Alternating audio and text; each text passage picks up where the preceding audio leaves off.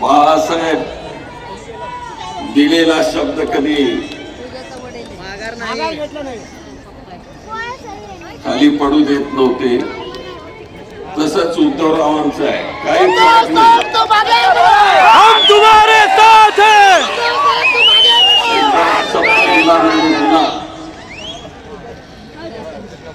आणि ह्या आमच्या सगळ्या भारतीय राजकारणामध्ये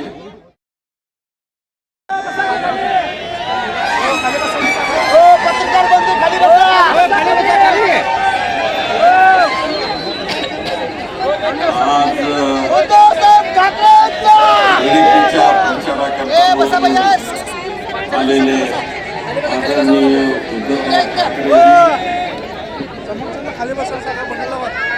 त्यांच्या बरोबर आलेले शिवसेनेचे सर्व प्रमुख नेतेगण, व्यासपीठावर असलेले आमच्या बरोबरचे सर्व सहयोगी, नावं घेणार नाही कारण वेळ लागेल त्यामध्ये, सर्व सहयोगी या निवडणुकीकरता म्हणून पाठिंबा देणारे, सातत्याने काम करणारे आदरणीय सर्व नेतेगण. आत्ताच कॉम्रेड आडम यांचं भाषण झालं आणि आपण सगळ्यांनी ते लक्षपूर्वक ऐकलं. एक आमच्या सोलापूरची ती मुलूक मैदान तोफ आहे आणि ज्या तऱ्हेनं ते बोलतात जसं ते वागतात ती गरिबांच्यासाठी झगडणारा एक प्रमुख कार्यकर्ता.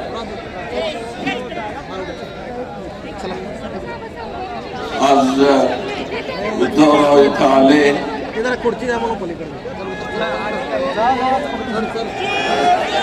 आज मला बाळासाहेबांची आठवण येते. बाळासाहेब असते सोलापूर कमी पडला असते आपल्यामध्ये नाहीये. बरोबर आहे बाय. पण त्यांचा आशीर्वाद प्रणिती करता सदैव राहिलेला आहे. आमच्या फॅमिली करता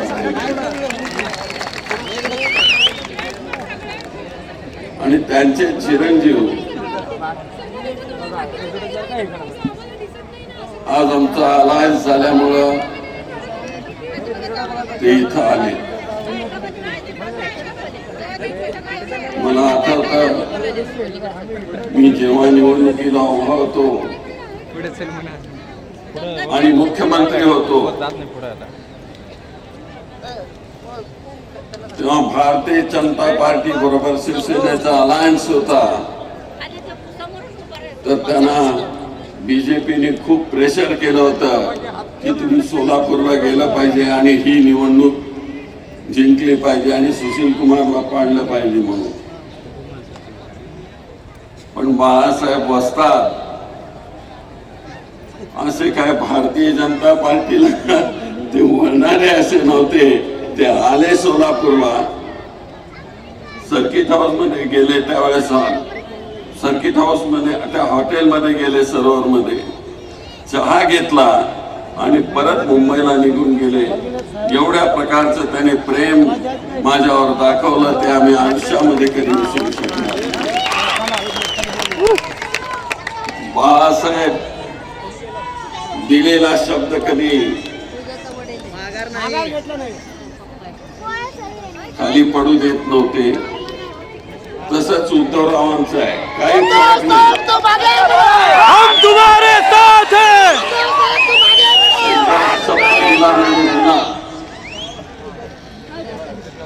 आणि ह्या आमच्या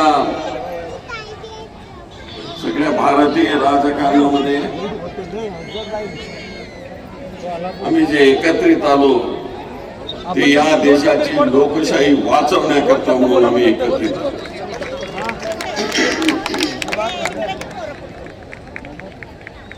नाहीतर हे शक्य नव्हतं.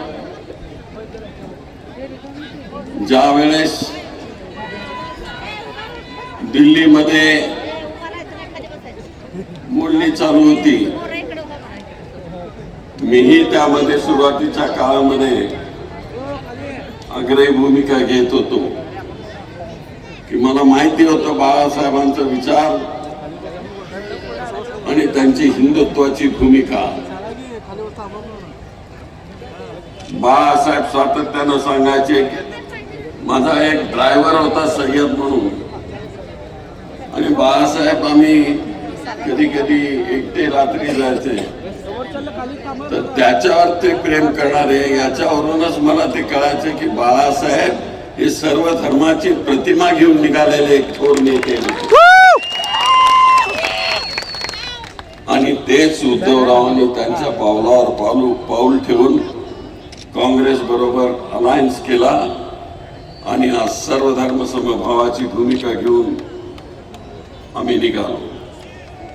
पण त्यांनी त्यांचं हिंदुत्व सोडलेलं नाही, परंतु सर्व धर्म समभाव घेऊन ते पुढे निघालेले. हे राष्ट्र टिकलं पाहिजे, हे राष्ट्र जिवंत राहिलं पाहिजे, जातीच्या धर्माच्या नावावर या राष्ट्राला तोडता कामा नये अशा प्रकारची मित्र हो. मी जास्त बोलणार नाही, पण आज भारतीय जनता पार्टी हे देश तोडण्याचं काम करते आहे. आणि पंतप्रधानजी तर ते हुकुमशाह बनू पाहत आहेत. आम्ही लोकशाही टिकवण्याचा प्रयत्न करतो. ज्या भारतीय सत्तेने, ज्या भारतीय आमच्या सगळ्या काँग्रेसने लोकशाही मिळवून दिली, देशाला स्वातंत्र्य मिळवून दिलं, आणि बाबासाहेब आंबेडकरांना घटना लिहिण्याकरता म्हणून त्यांना प्रवृत्त केलं, आणि त्यांनी घटना लिहिली, सेक्युलर स्टेटस या देशाला दिलं, आणि सर्व धर्म, हिंदू असो, मुसलमान असो, ख्रिश्चन असो, बौद्ध असो, या सगळ्यांना एकत्रित राहून या देशाची सेवा करण्याकरता म्हणून त्यांनी प्राधान्य दिलं.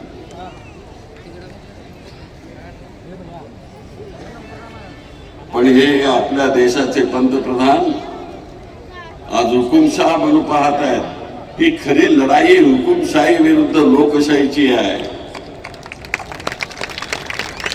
आणि मला माहिती आहे, सोलापूर हे स्वातंत्र्य मिळवणाऱ्यांचं गाव आहे, हे स्वातंत्र्य मिळवण्याची भूमी आहे. इथं देशाकरता रक्त सांडलेल्या लोकांची भूमी आहे. आणि म्हणून इथं आम्ही कुठल्याही परिस्थितीमध्ये हुकुमशाही येऊ देणार नाही, आणि आमच्या पंतप्रधानांची इच्छा पूर्ण होऊ देणार नाही. असो, आज ते प्रणितीच्या निवडणुकीच्या निमित्तानं उद्धवराव इथं आले. मी एवढंच त्यांना म्हणेन की तुम्ही प्रणिती करता इथं आलात, काँग्रेस पक्षाकरता म्हणून इथं आलात, आणि प्रणितीला आशीर्वाद देण्याचं तुम्ही काम करणार आहात. आम्ही शिवसैनिक खंबीर आहे. पण मित्र हो, येणाऱ्या 7 तारखेला तुम्ही वेगळ्या पक्षामध्ये आहात, पण 7 तारखेला प्रणितीचं चिन्ह आहे हात.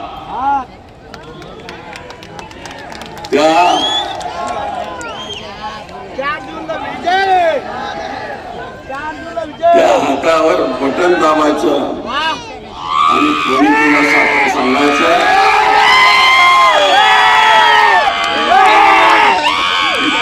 ताई,